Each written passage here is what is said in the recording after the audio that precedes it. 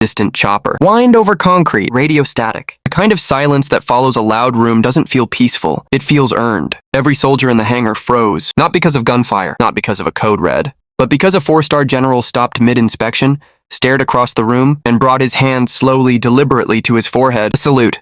Not to an officer. Not to a commanding presence in dress blues.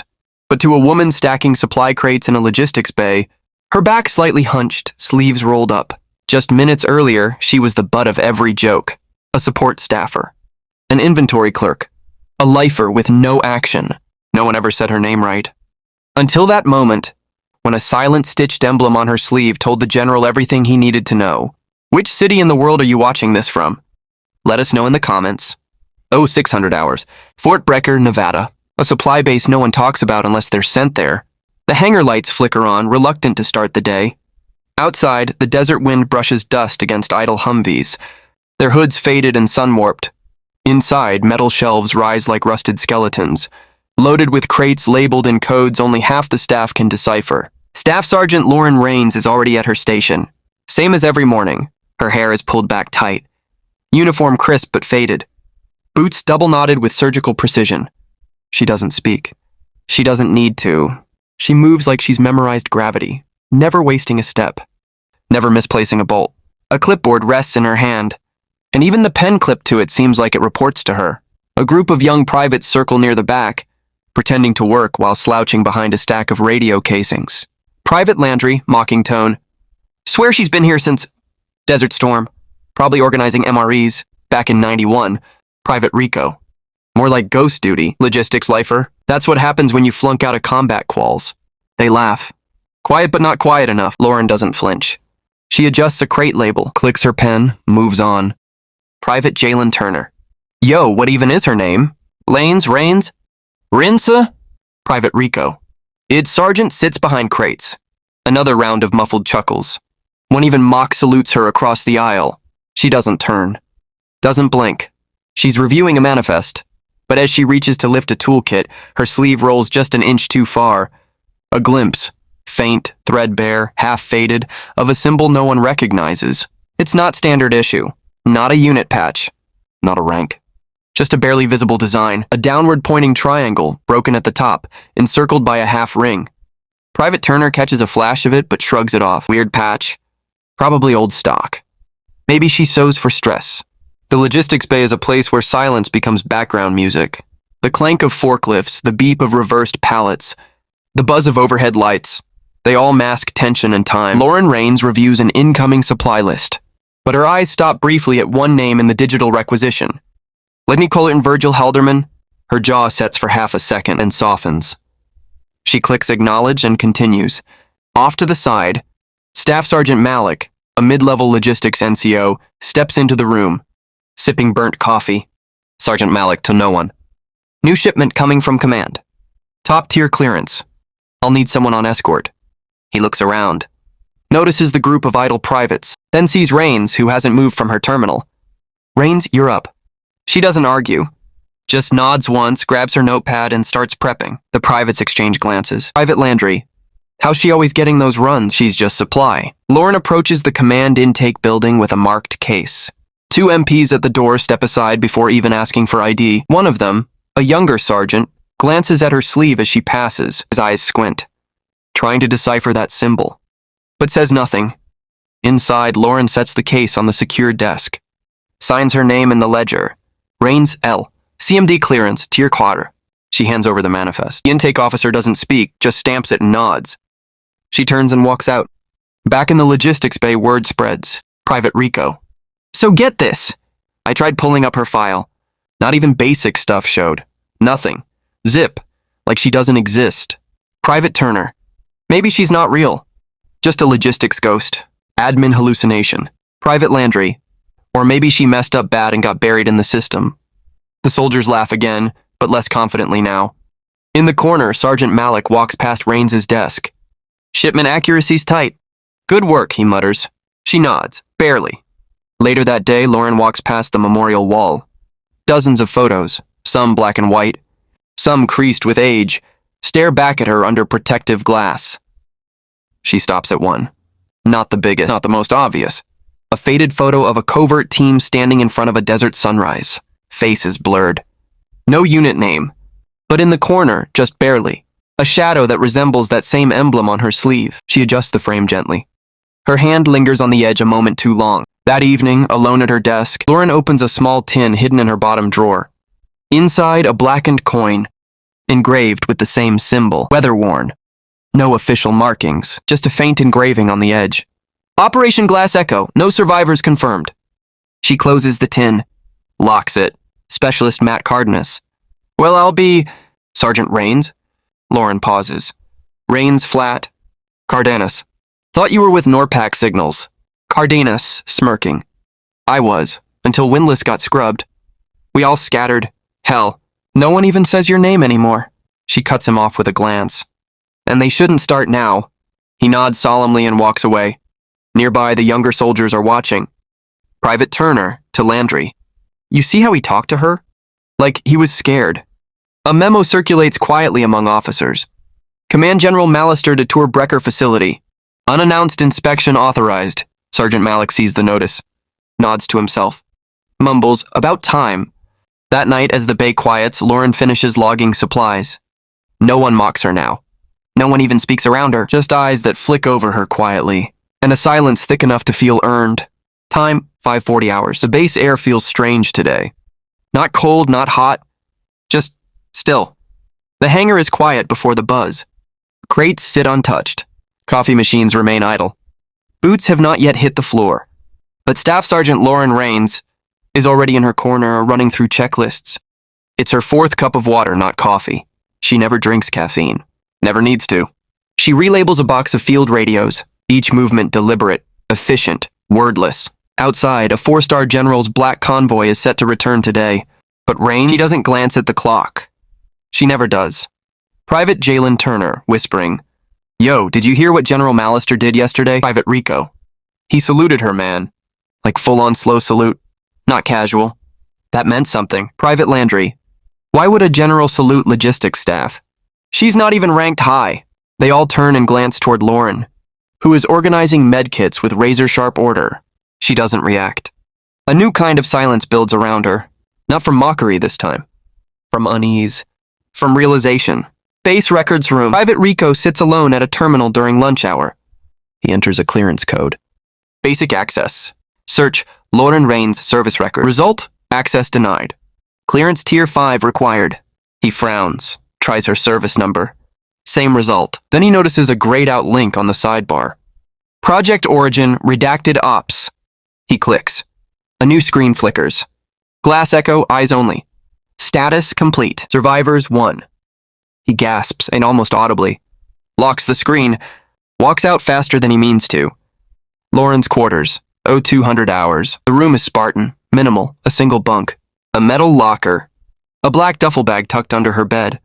She sits on the edge, unmoving, staring at a cracked photograph. In the image, 4 operatives, faces blurred. A war-torn building behind them. In the corner, a shattered glass wall, reflecting a triangle insignia in a dusty mirror. Her fingers brush the photo. Then she slides it back into a hidden pouch inside her boot. She lies back, eyes open. Sleep never comes easily. Logistics Bay. A junior corporal, new arrival from another base, accidentally files a requisition request under a red code designation. The system flags it. Within minutes, a response team arrives from base command, armed, scanning for breach. The corporal is terrified. Rains steps forward calmly. That requisition code hasn't been used since Operation Rainwake. Line item 7 is obsolete. I'll correct it. The officer in charge pauses, stares at her. Only someone with Tier 4 familiarity would know that code. She meets his gaze. I do. He says nothing, just nods. Everyone watches. Later that day, the corporal approaches her. Ma'am, thank you. I could have been reassigned, or worse. Rains. Be careful what files you touch. Some of them still breathe. In the break room, the younger soldiers whisper again, Jensen. One of the MPs told me her badge scanned higher than the base XOs. Turner. Then what the hell is she doing here with supply crates? Landry. Maybe it's exile. Jensen. Or maybe protection. Evening, Logistics Bay. Lauren locks up the terminal. then pulls a small journal from the side compartment of her duffel. Inside, weather notations, supply manifests from other bases, coordinates. One name written 5 times in increasingly heavy ink. K. Halderman. She stares at it, then tears the page slowly and burns it with a small match inside a metal tray. Ash floats upward like memory, then vanishes. Following day, surprise visit. Retired Navy SEAL Commander Oates walks into the logistics bay, escorted by a young lieutenant. He's in civvies. Slight limp. Grizzled face. Battle-worn presence. His eyes scan the room and land on Rains. He freezes. My God. Go 6. The room goes still. Rains says nothing, just nods. I heard you didn't make it out of Vukovar, he whispers. She turns back to her terminal. I didn't. He slowly steps forward, eyes locked on the faint emblem on her sleeve. How many people here know? No one, and I want to keep it that way. Oates glances at the young soldiers nearby. They're lucky. They don't know what legends look like anymore. He nods respectfully. Walks out. The lieutenant trailing behind whispers, Sir, who was that? No one you could ever file under standard operating procedure. Late night, command server room, unauthorized access. Private Jensen sneaks into the restricted section with a borrowed access key. Searches. Glass echo. A video file flashes. Classified, tier 6 eyes only, but a thumbnail loads briefly. Image. Helicopter crash. Smoke. Night vision overlay. A silhouette pulling 2 injured soldiers out of a burning wreckage. Jensen's eyes widen. Before the screen locks him out, he catches a name on the header. Operative 017 Rains L. Survivor. Soul confirmed. He exits, shaken. Next day, Jensen walks past Lauren's desk. He stops. She glances up, expression unreadable. Jensen. I didn't know. Lauren calmly. Good, that means I did my job. He nods slowly. We've been mocking someone who probably saved lives none of us could even count. Lauren, I didn't do it for your thanks. I did it so you could sit in break rooms and crack jokes. He stares, then whispers, Thank you anyway. She doesn't reply, just returns to her logbook. Later that week, Base Commander Lieutenant Colonel Beale passes through the bay, stops, pauses. He walks up to Rains. Staff Sergeant. Command requested you for inventory logistics in Colorado, Black Site 12. She doesn't answer right away. Are they sure they want a ghost? Beale tilts his head. Sometimes ghosts are the only ones who know the layout. She nods once. I'll pack tonight. Lauren Rains' quarters, 03:30 hours. A knock at her door. Not loud, not casual. 3 sharp taps. She opens it without flinching. Outside stands Major Fiona Brooks, Black Ops liaison, her eyes unreadable behind rectangular glasses. Brooks. Colorado. They want you wheels up at 900. Lauren. What changed? Brooks quietly. Someone pulled the file. Nightbridge isn't buried anymore. Rains says nothing. Brooks pauses, then adds, This was never about supply crates.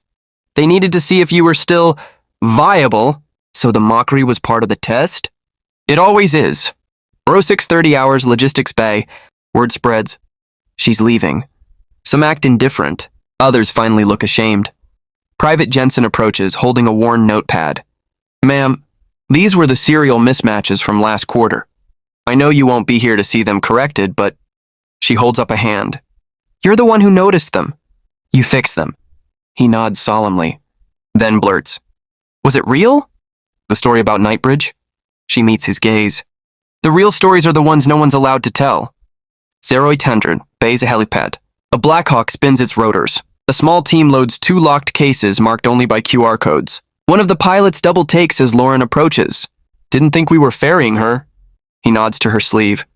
The light catches a faded stitch again, triangle inside a broken circle. He leans over to his co-pilot. That's the mark they briefed us about once. Never supposed to acknowledge it? They both look down after that. Location, underground facility, Colorado Rockies. Rains enters a facility buried beneath concrete and cloud. Everything here is quiet, crisp, coded. She's escorted through retina scans and triple-gated. Security by Lieutenant Mackey, a stiff young officer trying not to stare. Command's expecting you in Briefing Dome 3. Inside, a circular chamber, walls lined with black screens. 3 senior intelligence officials seated in silence. Staff Sergeant Rains, or should we say, Operative 6? One of them slides a file forward. On the cover, Project Nightbridge, last entry update, classified. We're reopening the file. And you're the only living node. 12 years earlier, Warzone, undisclosed location, rain, smoke, static-filled comms. 6 operatives in a failed extraction. Heat signatures everywhere. Orders cut off mid-transmission. A child with intel handcuffed inside a collapsed building. Lauren leads them in, her sleeve patch barely visible even then. She orders the team to split, flanking in silence. Bullets rain. 2 men fall. Another badly burned. She drags 3 people out by herself. Carries the last on her back. Called it a tactical failure in the press. But no one saw what she did in the smoke. Back to present, briefing dome. The officials tap on encrypted tablets. We want to reopen Nightbridge's doctrine. Lessons, tactics, structure. But the files were all flagged non-transferable. Only your copy remains. Lauren opens her black binder. Inside, maps. Phrases in old ciphers, one torn corner of a blood-stained flag with coordinates burned into it. You don't understand. Nightbridge wasn't a team. It was a decision no one else could live with. Then help us remember it, even if the names stay redacted. Meanwhile, Base Logistics Bay. Back in Arizona, the soldiers have changed. Where once they joked, now they ask questions. Private Holston uncovers an old operations list. The name L. Rains is next to 4 cross-mission references, all blacked out. Turner. Every time she touched something, the mission didn't just succeed. It vanished. Jensen quietly. No medal, no articles. Just absence. Outside the bay, the new recruits now straighten up when they pass her workstation. It's empty, but her clipboard still hangs, untouched. No one jokes anymore. Location. Base Intelligence Archives. Underground Vault. A military historian, Dr. Evelyn Cho, meets Lauren in a soundproof room. She slides forward a recorder. Off the record. For preservation only. Lauren folds her arms. I was never a hero. Just the last one left alive. Dr. Cho asks quietly. Why hide it all? Because the ones who screamed never made it out. And the ones who survived don't scream anymore. She looks directly into the recorder. You don't build legends with medals. You build them with silence. 1 week later, special briefing, Pentagon. A hush fills the room. On screen appears a patch no one has seen before. A triangle split by a downward arrow. A voiceover says, this emblem was unofficial, unauthorized, and unforgettable. To the ones who wore it. Cut to a blurred photo of 4 operatives in a dust storm. One is clearly Lauren, barely visible behind a visor. They didn't seek credit. They didn't leave records. But when the world broke, these were the ones who crossed the line as and came back. Final scene, base memorial wall 1 month later. Her photo is not there. But under the wall, in the bottom corner, someone pins a small square of dark cloth. No label. Just the black emblem and stitched by hand. Private Jensen and Turner watch from a distance. Turner. You think she'll ever come back? Jensen. I don't think she ever really left. An oval table, dim lights. No cell phones. No rank insignia. Only authority measured in tone and history. Lauren Rains sits across from the Joint Covert. Operations Board. 7 shadows in military dress. Their nameplates either removed or obscured. One speaks, you were never officially part of Nightbridge. No unit patch. No payroll entry. Not even a debrief. Lauren leans forward. Exactly, that's what kept it alive. They slide a file across to her. Inside 14 locations. 5 missing teams, all with similar field markers from her past. We need to know if the doctrine you designed still breathes. Back at the logistics bay, the shift is palpable. Private Holston double-checks serials with near reverence. Turner logs inventory with focused discipline. The air feels like a church now. They've begun referring to her as the quiet standard. Not out loud, but in glances. In posture.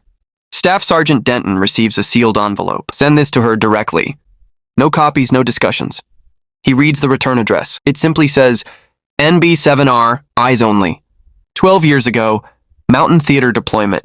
The team breathes in the cold. Snow falls over charred debris. Their radio is down. Lauren uses only hand signals now. They move through forest ruins to recover a compromised satellite module. The tracker inside it was bleeding location codes to foreign assets. The team retrieves it, but extraction fails. One of them, Vargas, is mortally wounded. In the final hour, Lauren leaves no body behind, carries Vargas and the module through a frozen ravine alone. Nightbridge didn't call for backup. They finished what needed finishing. Lauren enters the doctrine room. Here, old Nightbridge operatives have begun to quietly arrive. One by one, all silent, all with the same patch stitched deep under their sleeves. Captain Elise Rowe, Lieutenant Cole, Operative Josiah Trent. Ghosts. Lauren stands at the head of the circular table. We trained without manuals. We survived without witnesses. This isn't about legacy. It's about what's coming. She lays out the satellite photos. 2 words underlined in red ink. Resurgence protocol. Jensen finds an old radio log. Fragmented, almost deleted. Call sign, NBR, 6 Echo. It's tied to Lauren. He cross-checks it with satellite maps. Discovers that the same coordinates were part of an unsolved drone loss event 4 years ago. He whispers to Turner, "She's not just history. She's current." Denton overhears. Doesn't interrupt. Just quietly nods. Lauren walks into a hangar-turned-simulation chamber. 14 recruits, selected from units with no record of them. She addresses them. You weren't chosen for your accolades. You were chosen because you know how to disappear. They undergo blackout drills at zero light, navigation.thermalevasion.field. Silencing protocols, no names are used. Only designations. Lauren watches them execute tasks in total silence. At the end of the day, she walks past each one and places a black coin on their table. Not a reward. A contract. The old Nightbridge team reviews intercepted chatter. They're mimicking our tactics. Somebody has our doctrine. Lauren looks across the map. Then we make sure they understand the original can't be replicated. A mission is outlined. Intercept rogue operator in Alaska. Retrieve stolen doctrine. No trace. She writes one name at the top of the mission board. Wraith Cell. A general sits in silence. He's handed a dossier, stamped, authorized by Nightbridge Council. He places the file in a safe. No alarms, no announcements. Only one quiet command. Send back the original emblem. Denton opens a package. Inside, a single strip of cloth. The Nightbridge emblem newer, sharper. A note with it. For the wall. So they don't forget she stood here. That night, he pins it under the photo of fallen operatives. Jensen watches silently. She's already a part of this place, even if she never comes back. Lauren gears up. Her squad follows. No flags, no rank. They load into a black transport jet. Destination redacted. She hands each of them a sealed envelope. If you come back, burn it. If you don't, make sure no one else ever finds it. The jet roars into the night. As they vanish into the clouds, a silent terminal in DC logs the activation of a program, dormant for over a decade. Nightbridge active, phase wraith. Cold fog curls over a narrow concrete strip as the black transport jet lands with a growl. No markings, no lights. Lauren Rains steps off first, flanked by 6 operatives in silent formation. The air smells of salt and frost. They don't wait for orders, they move. The Wraith Cell mission has begun. Snow-draped barracks. Winds howl like wolves through broken antennas. Lauren and her squad breach the structure. Inside, abandoned gear. Smoldering coals. Signs of life, but no life present. One operative, Trent, kneels and uncovers a floor panel. Beneath it, a drive, sealed, coded. Lauren glances at it. They want us to follow breadcrumbs. Cole. Then they're not ready for the wolf pack. Denton reads a secure update on his screen. Wraith Cell, in field, status, unconfirmed. Private Holston knocks. Sir, that symbol? It's showing up again. On non-domestic comms, scrambled. Denton nods. Then she's doing what only she could. He glances at the wall, the new emblem now framed with care beneath Vargas's photo. Thermal vision scans reveal 2 heat signatures near a comms relay tower. Wraith Cell fans out. They approach with ghost-like precision. One enemy is taken silently. The other tries to flee. Lauren pursues alone. Cuts across the frozen ridge. A breathless moment. She corners him. You used our doctrine, but you didn't write it. She retrieves the device he carries, glances at the coordinates encoded inside. They don't just lead to more enemy outposts, they lead back home. A 4-star general receives a red envelope alert. It shows footage of Lauren. No helmet, just her stitched emblem visible on the sleeve. He leans back. Rains isn't just active. She's making ghosts remember who trained them. Behind him, a map board lights up with red pings. One circle glows around a US base. Someone fed the doctrine from the inside 8 years ago. Lauren sits in a dark hospital corridor. Her team's gone. Operation Nightbridge 7R has no survivors on paper. She is given a choice. Retire in silence, or rebuild from the shadows. She signs a blank form. Hands over her ID. If this works, I don't exist. The officer hands her a new patch, barely more than thread. You never did. Holston watches Turner polish the glass over the memorial wall. He asks, "Think she ever really comes back?" Turner replies, "I think she never left. We just never saw her." Denton walks in, sets down a folder titled, "Reinstatement Recommendation, Sergeant First Class Rains, Unofficial." He sighs. Even legends need a form to come home. Lauren's squad returns to an unmarked hangar. The recovered devices are destroyed. Their final report is 4 lines long. Doctrine preserved. Leak sealed. Extraction successful. One operative leaves a small token behind. A coin. Lauren looks at it. That's for those who will never know. Weeks later. At the Arizona base, the logistics bay is quiet, normal. A young private steps in to deliver a shipment. He turns and freezes. Lauren is there. No announcement, no medal. Just her uniform, her clipboard, and her stitched emblem, faint but unmistakable. He stammers, "Ma'am, you're back?" She signs for the shipment.